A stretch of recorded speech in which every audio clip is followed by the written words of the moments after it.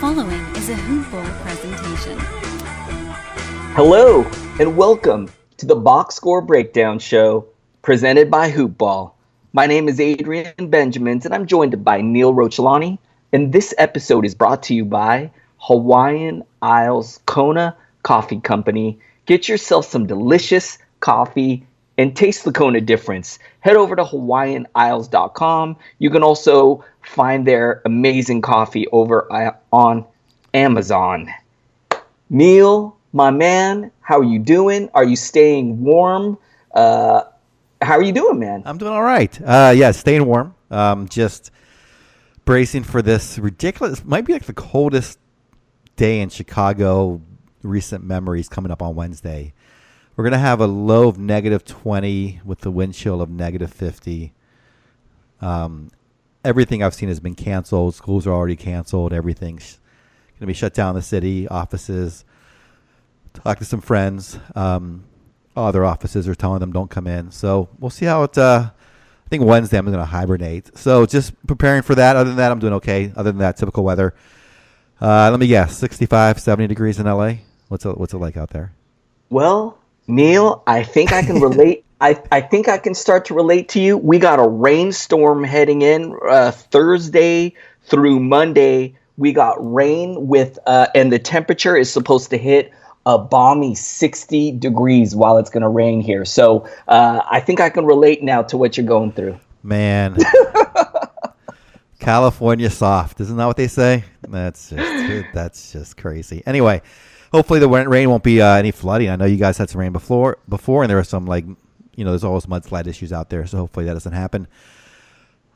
Basketball news. There, sort of a flood of news today with Anthony Davis saying he does not want to re-sign with the Pelicans. Do you think? I'm going to throw this right out there. Do you think that Anthony Davis has played his last game with the Pelicans? No, and I'm going to tell you why. It makes a ton of sense for the Pelicans to wait for the summer. And the reason is, if I am the Pelicans, I want to make a deal with the Celtics. I think the Celtics can offer the best package for Anthony Davis. Neil, I want Jason Tatum, who's the future of the NBA. I want Terry Rozier. I want Jaylen Brown. The Celtics have a high draft pick in this upcoming draft. I want their draft pick. So wait for the summer. The Celtics cannot make a trade until I think it's early July. This is due to they've already made a trade for Kyrie Irving.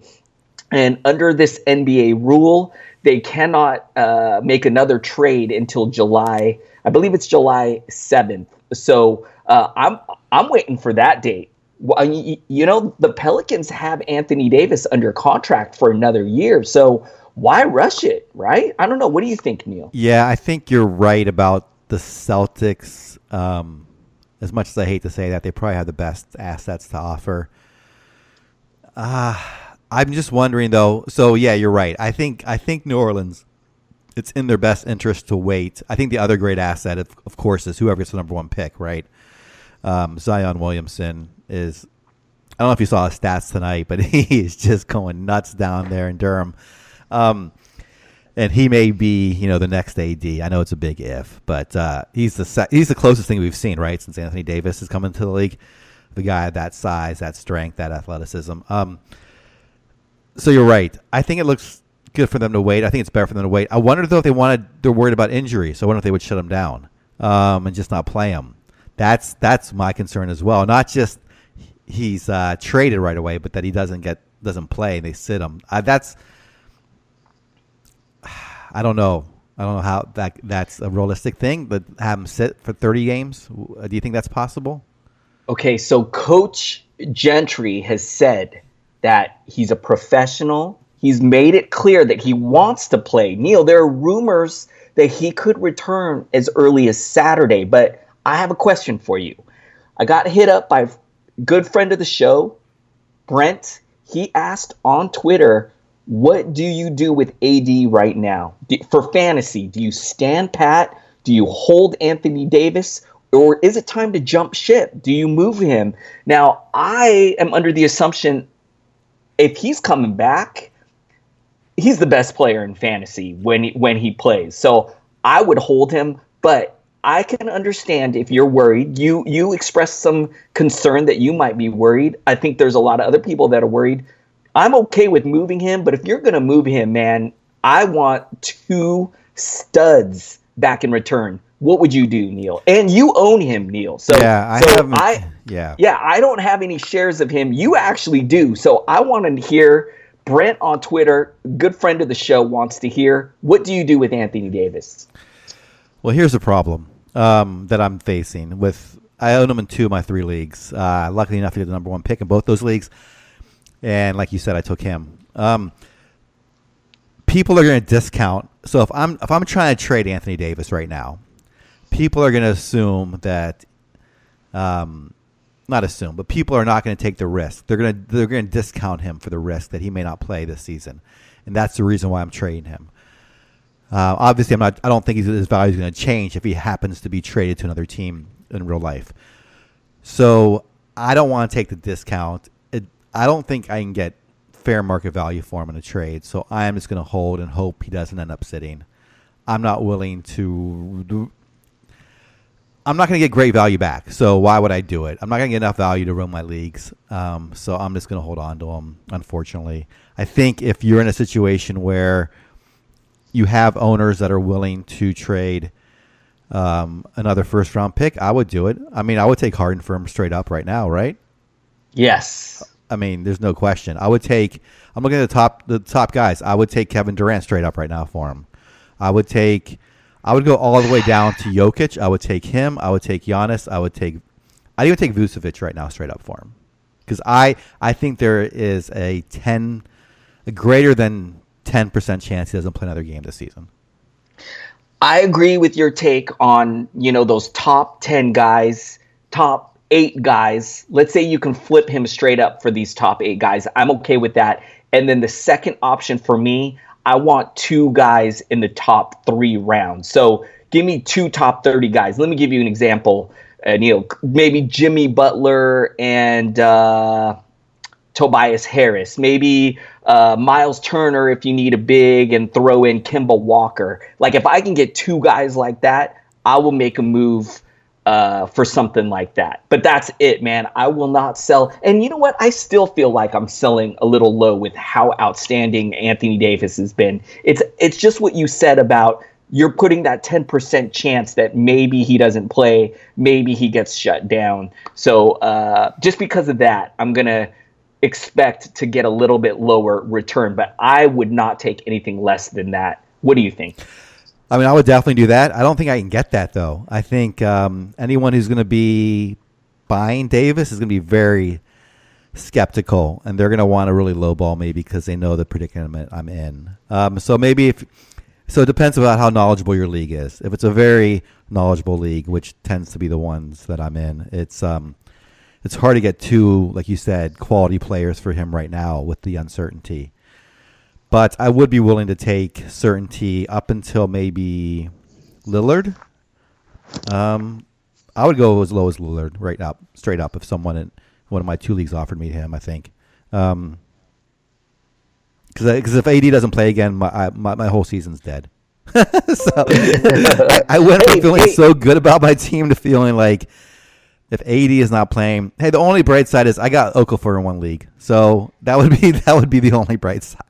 I picked up Okafor in a few leagues too, so that would be a bright side for me. But hey, look, I am hearing he could play as soon as Saturday. So if you're concerned, maybe wait for him to put up that. I'm sure he's going to have a monster game if he plays. Wait for him to have a giant line, then float an offer. Those people that are concerned are going to be way more likely to make a move on him if they see him come back and play a big game. Sure. Yeah, if he comes back and plays, I would still might want to flip a top 5 asset for him because he might get shut down earlier than normal. Because of this. If once the Pelicans maybe fall out of the playoff race, they decide not to play him anymore.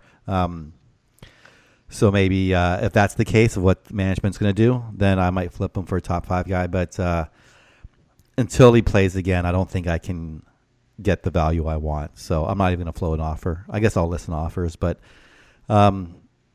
that's where I stand right now. I'm going to just stand pat and see when he comes back, if he comes back. Gosh, it's so hard. I mean, I love this guy. I wonder what the impetus was to announce it. So, I mean, right today or whenever it was, last night, this morning. But this changes everything for the Pelicans. It looks like Holiday even said the reason he came to New Orleans was the reason he signed there was to play with Anthony Davis. And what does this mean for his value, for Mirotic, Randall, those guys, if and when they come back on the court for in the short term? It could change everything there. So I would grab on to Okafor if he's still out there. It's probably not, sadly, but he becomes, I think, much more valuable. Yeah, that's where I'm going to leave it. It's too much uncertainty for me to know. Sorry, I just don't know. It's a crazy situation, and it's going to be very interesting to watch going into the trade deadline. I do not expect him to get moved at the trade deadline, but going to be very interesting still to see what happens, and a situation we're going to be watching for the rest of the year. Very, very just crazy, man. Just insane. It just was not expecting it. So, okay, Neil, we got a lighter slate of games for a Monday. Shall we jump into it? I'm not seeing really much of any other news or notes to talk about. Do you got anything? No, nothing of really of significance, clearly, compared to that, or even of relative significance. So I think we can just go right into the games. I think it is my turn to lead us off. Yes, sir. New York, Charlotte is the first game I have. New York falls 92-101 on the New York side. Let's see, looking at the box score, I think one thing really jumped out at me, and that was Trey Burke to 25 minutes starting. I think he is streamable as long as Moutier is going to be inactive. Tonight, not a great line, but he did start. A lot of the starters got yanked early, so they did not play a lot of minutes. He got 25 minutes, 9 points, 2 rebounds, 3 assists, 4 of 11 shooting. If you need to stream a point guard, I think he should be had as an option. Not much else here. Nice to see Vonleh bounce back, at least in terms of minutes. Got 35 minutes tonight. I think he has the trust of his coach. We know that he is a quality player in this league, a low-end fantasy asset that I trust. Not a great night, though. 5 points, 12 rebounds, 2 assists. Did have a block. Hardaway Jr. double-doubled, so kind of what we expect, at least in terms of him having lots of minutes and lots of opportunity delivered tonight. And this, other than that, it kind of reminds me of Brooklyn. They're in the same city, so I'll mention them. A lot of guys getting lots of minutes, a lot of wings, a lot of different complementary players. So not trusting a whole lot here. Still like Hardaway, still like Vonleh. Knox, unfortunately, his percentages aren't great. Good for a points league, and that is really it I'm trusting right now. We'll see if the trade deadline changes things. But Burke can be streamed, I think, for the foreseeable future until those guys come back. And that's my thoughts on the Knicks. What do you think? The Knicks. I love your take on Trey Burke. Moutier is out. Ntilikina is out, and looks like they may miss a few more games. I know Ntilikina could be out for 2 weeks maximum with a growing injury. So fire up Trey Burke, man. I think he could be a good low-end point guard to stream while those 2 guys are out. And other than that, man, Knicks frustrate me to no end. And so, yeah. All right, I'm going to jump over on the Hornets. Going to start with Kemba Walker. A little disappointing tonight. He only shot 5 of 16. He, like, every once in a while, he has these bad shooting nights.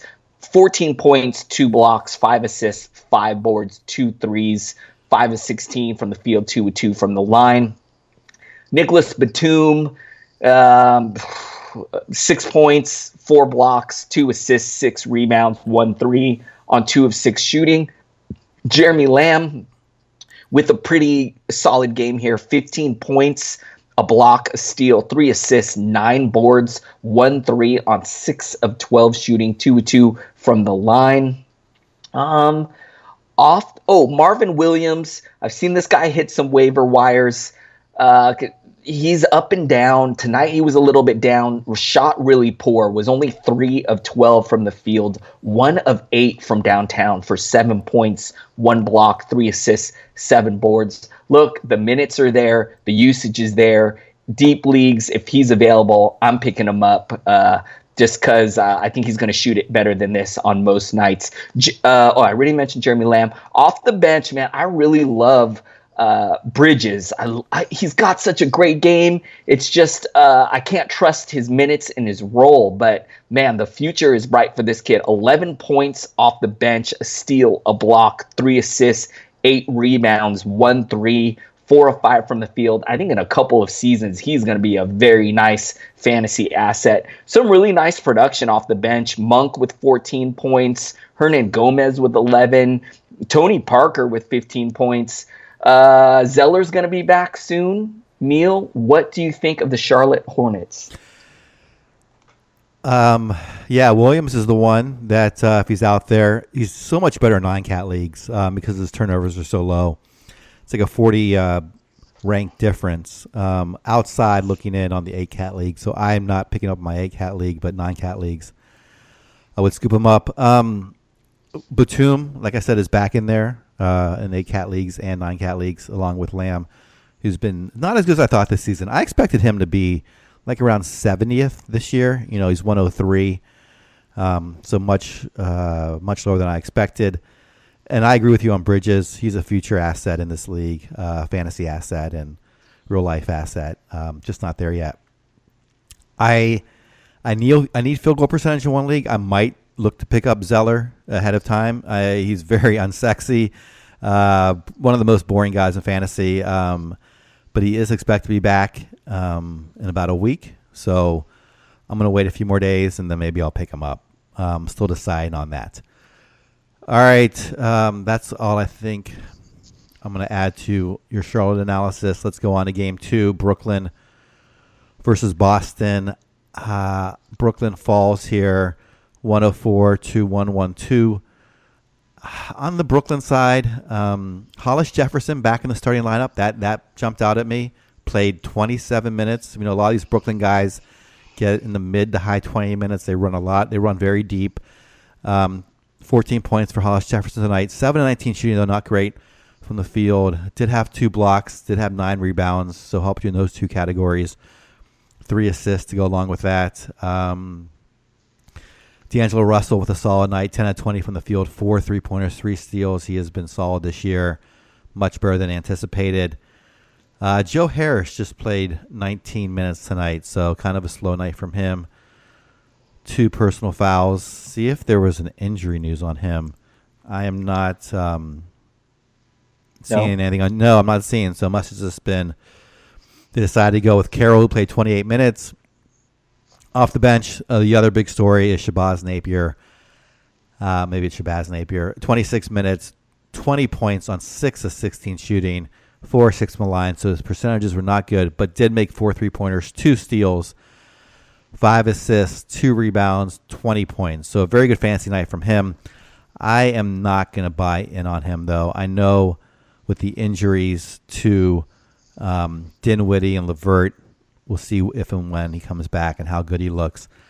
I just think Brooklyn is one of those teams like the Celtics where there'll be someone different popping up every night.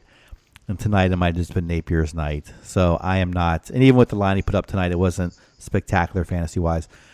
It's more like an 80 to 100 line. So I'm going to not rush out and get him. Any thoughts on him or anyone else on the Nets? I am ready to jump to make a move on Hollis Jefferson if he's available. Look, it's risky. He's injury prone. He's been very off and on. But I think the potential is there for him to put up to have a lot of nights like he did tonight. You know, great line from him, great all-around line from him. So he's available in some of my leagues. I might make a move on him. And then the other guy, Shabazz Napier, as you mentioned, I agree with you. It's a risky ad. I may add him in a league. This is a 14-team league where I am desperate for point guard help. I did not think that he would just step into that Dinwiddie role, but it looks like the minutes are there. He took 16 shots tonight. If he's going to continue to get that kind of usage, I think he could put up some low-end point guard numbers. So I may make a move on him. I'm talking deep leagues. In standard leagues, probably not. Most definitely not. But in deeper leagues, I'm desperate for some point guard help. So I may make a move on him. Okay, that's all I got. Going to jump over on the Celtics side. No Kyrie Irving for this one. So Scary Terry got the start, man. Terry Rozier, 14 points, 2 steals, 7 assists, 7 rebounds, 2 threes, 6 of 15 shooting from the field, giving us a little preview of what he could do in a starting role. And I love it, man. I would really... Oh, you know what, Neil? This is the bummer part, man. Now, this whole Anthony Davis thing is probably going to put a halt on the Celtics making any moves at the trade deadline, right? Like, the Celtics, they would need to save all their assets for enticing the Pelicans to make a deal with them. So I don't think the Celtics are going to do anything at the trade deadline, man.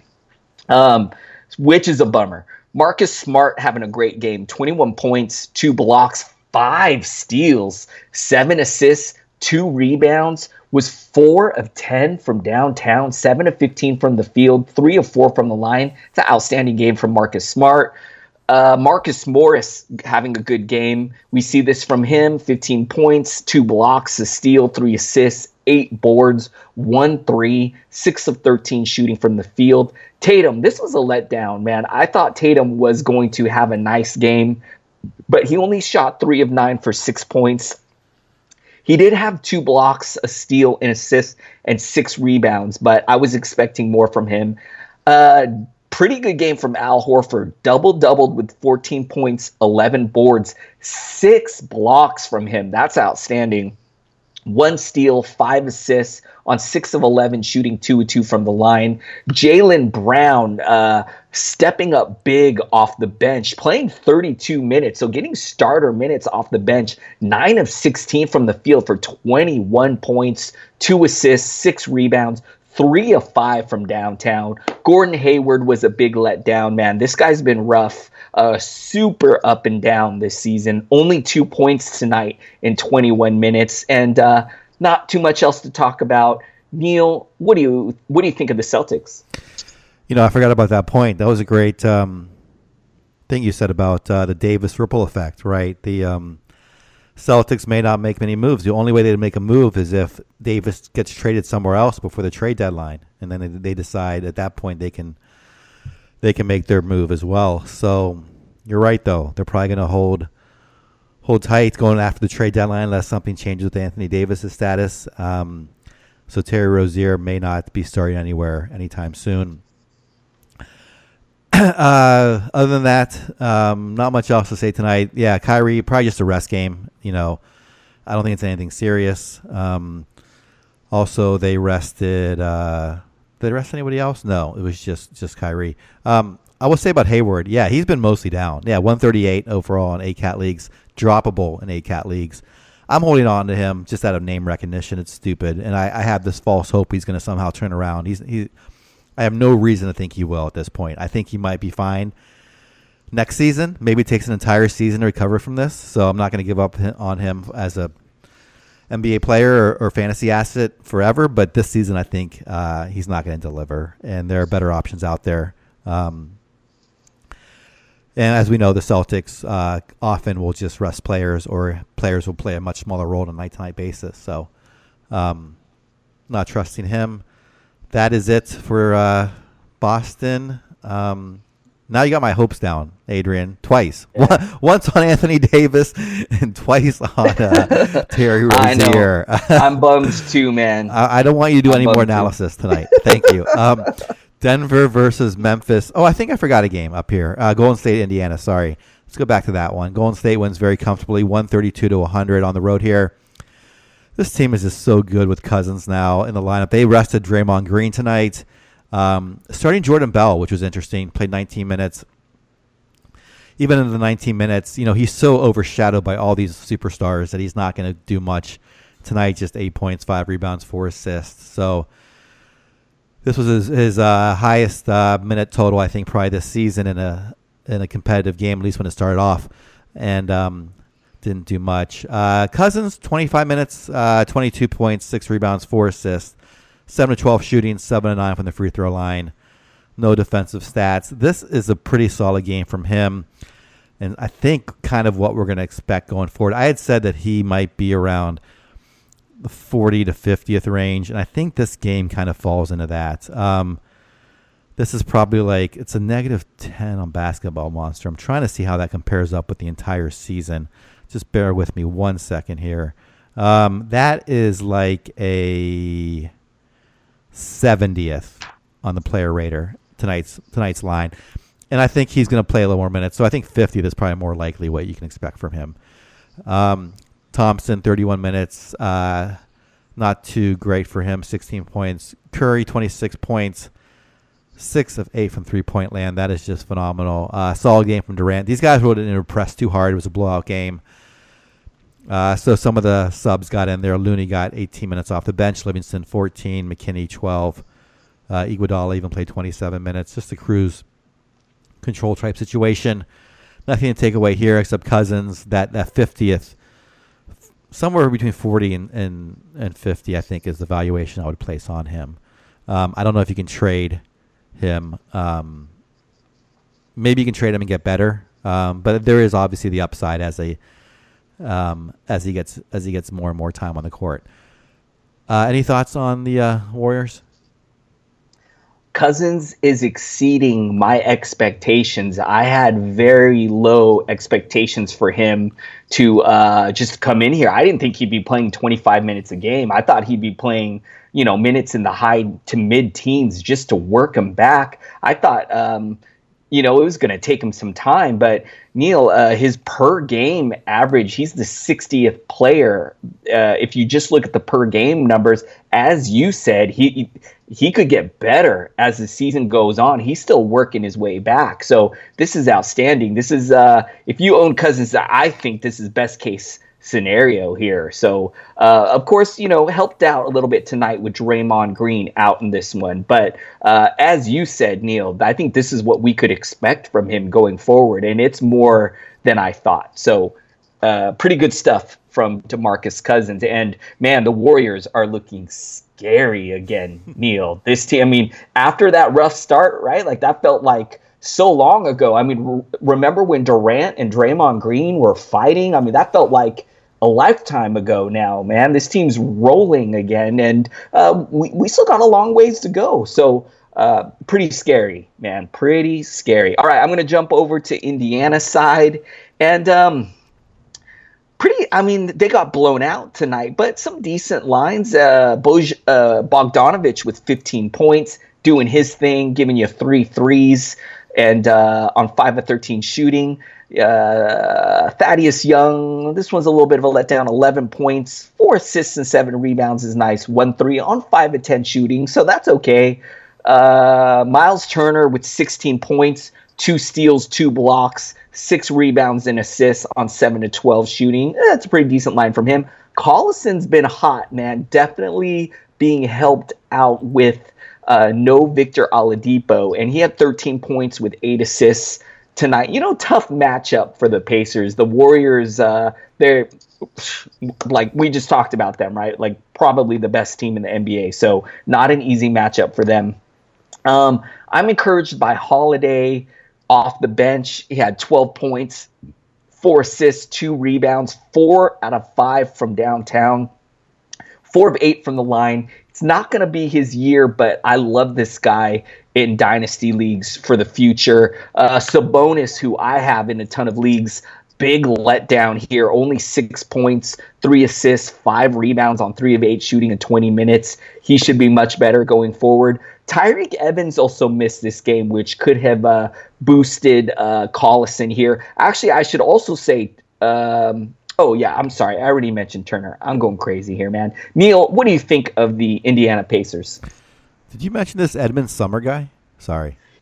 I didn't. His line wasn't too great, but it is worth noting he got the start for, I believe, Tyreek Evans. With Tyreek Evans being out, he got the start. Neil, a lot of people are high on this guy, and the shot wasn't falling tonight. Was only 1 of 10 for 2 points. Did have 2 steals and 2 blocks and 3 rebounds. So I'm not sure how much time Tyreek Evans is going to miss. So I'm not going to make a move on this guy, but I'm watching him. He's really intriguing. Yeah. Yeah, I had no idea who he is, so I just was looking at his stat line, seeing he got a start, and it kind of confused me there. I like what you said about Aaron Holiday. I think he is a future solid player in this league, at least perhaps a starting player sooner than later. And we'll see if he even makes it that case this year in Indiana. This team's got to be totally devastated with the loss of Oladipo, like you said. They're still in the playoffs. Obviously, they're probably the 5th best team out east, and see how hard they play though down the stretch. If they somehow fall out of it, maybe Aaron Holiday gets a better shot. Maybe Sumner gets a shot. Maybe some of these guys get some value down the stretch. In those last few weeks of the season. But we'll see. We'll see how competitive they remain. They still have a decent core group, but tonight obviously had to be deflating. So I'm not sure where Indiana is going to end up this year.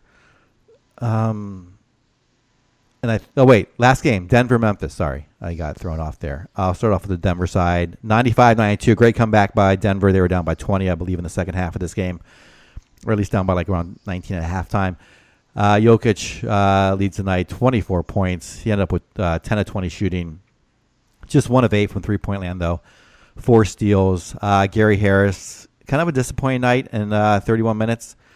Just 4 of 11 shooting, no defensive stats, no three-pointers, 11 points. Barton had a solid game here, 20 points, 5 rebounds, 2 assists. Torrey Craig still starting, but not doing much fantasy-wise. Paul Millsap, likewise. I thought he might have a bounce-back year.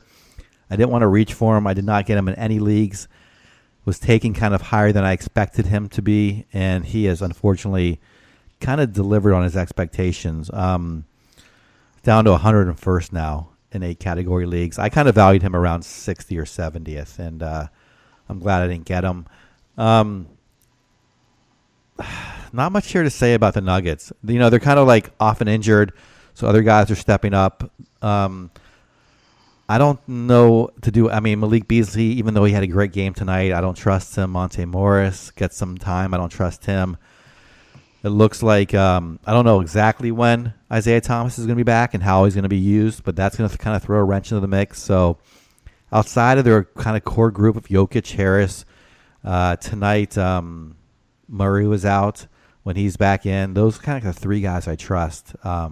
Everyone else I'm a little scared about right now. What are your thoughts on the Nuggets?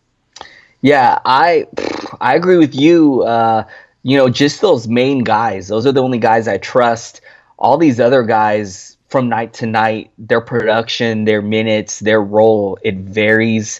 And hard to take a lot from this game with Murray missing as well. And so I'm just going to move on to the next team, the Memphis Grizzlies. And so they got Kyle Anderson back, and I was really encouraged that Holiday stuck in the starting lineup with the return of Anderson. I think this is good news if you have Holiday. I would probably stick with him. 40 minutes tonight. Did not have a great game. Was only 9 points, an assist, a rebound, 2 threes on 3 of 9 shooting. But I love that he looks like he's going to stick with that starting unit. I think that could be great for him. Marc Gasol, 28 points. 7 turnovers tonight's not great, but 2 blocks, 3 assists, 9 rebounds, 2 threes on 11 of 19 shooting, 4 of 6 from the line. Mike Conley with 23 points, 1 steal, 11 assists, 3 threes on 8 of 16 shooting, 4 of 6 from the line. Kyle Anderson, I am very happy to see this guy back. Not the greatest game, but, likely shaking off some rust. Got 30 minutes, and so that's a really good sign. They must feel that he's healthy and ready for a big workload. So 9 points, a steal, a block, 3 assists, 6 rebounds. This is an encouraging line for his first game back after missing some time. So let's hope he can get going for the second half of the season. JJJ, Neil, he gave me a scare in this one. I think he left the game briefly or had some minor injury. Just what I need. I lost Victor Oladipo. I lost Capella. I have JJJ on that same team. So that would have been brutal. But happy he returned to the game, put up 8 points, 3 blocks, 2 steals, 7 rebounds. Not the greatest game here. I have such high expectations for him. Really hoping he can start turning on for the rest of the season. Not much else to talk about. Don't trust any of these bench guys. Neil, what are your thoughts on the Grizzlies? Grizzlies are interesting to me because we know that Gasol and Conley, they're taking calls, I should say, to trade them. And then building around JJJ for the future. Let's see what that means for Kyle Anderson, Justin Holiday. Like you said, 40 minutes tonight, but only took 9 shots. I have since parted on from him. For whatever reason, doesn't feel like he's getting the other stats that he used to get. Maybe that'll change with the Conley or Gasol move, or both of them getting moved. Kyle Anderson could benefit from that as well if he sticks around. So I am very much going to stand pat. I don't know Kyle Anderson. I don't know if he's been dropped. I don't think I'm going to rush out to get him, although he is technically he's 113th overall on a per-game basis.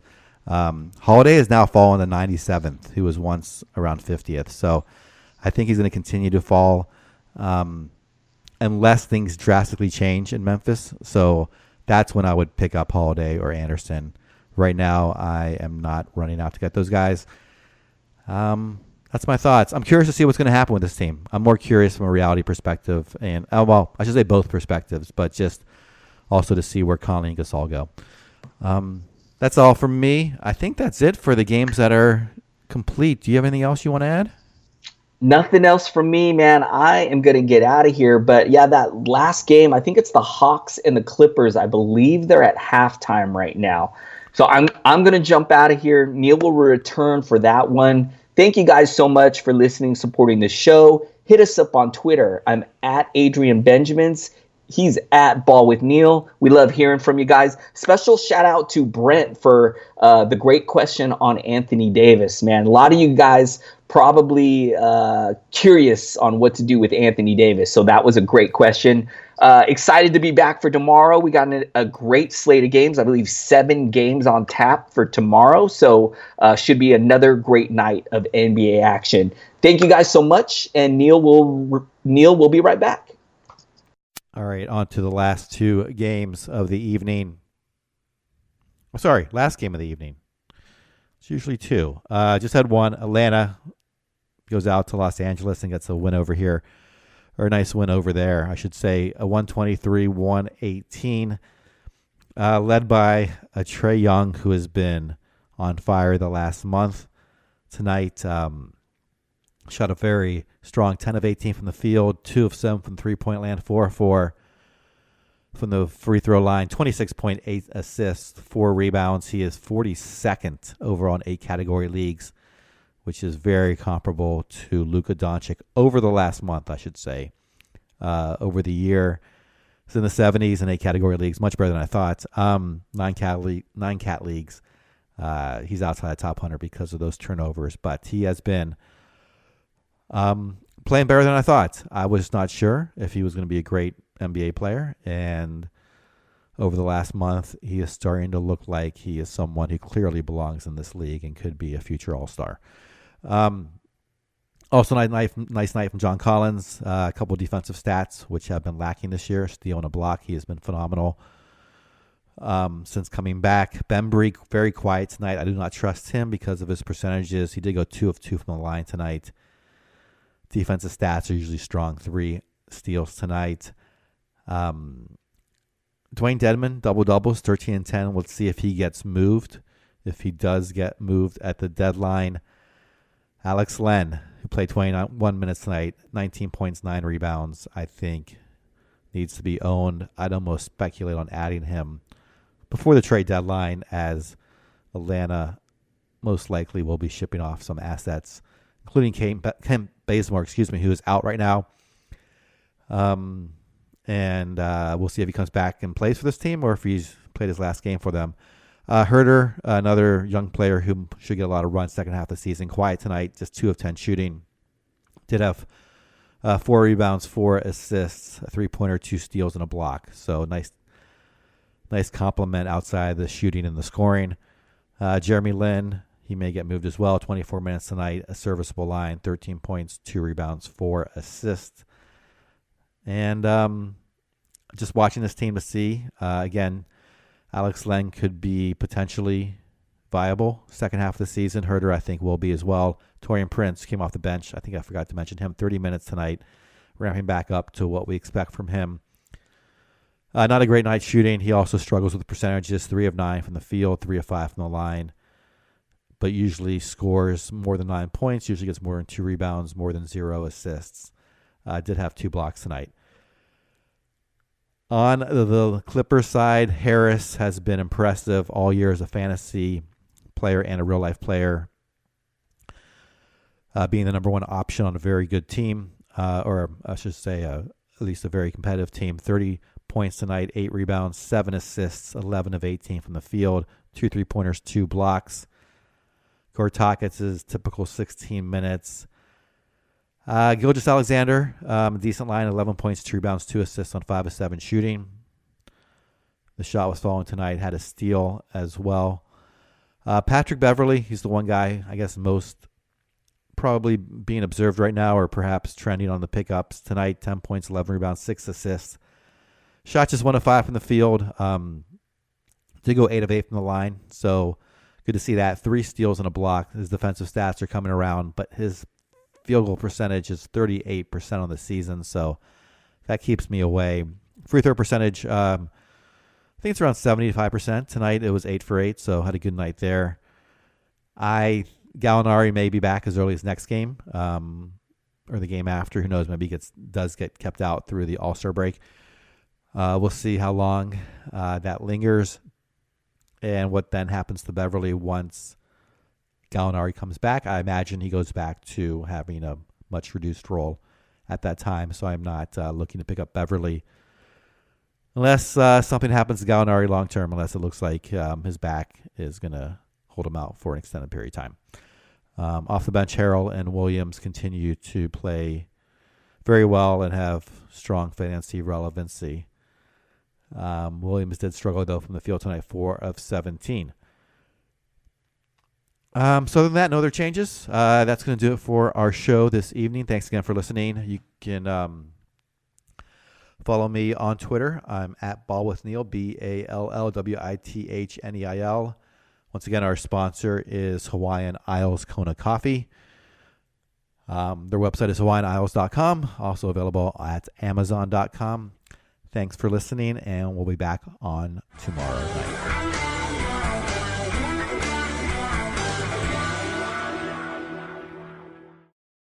This has been a Hoop Ball presentation.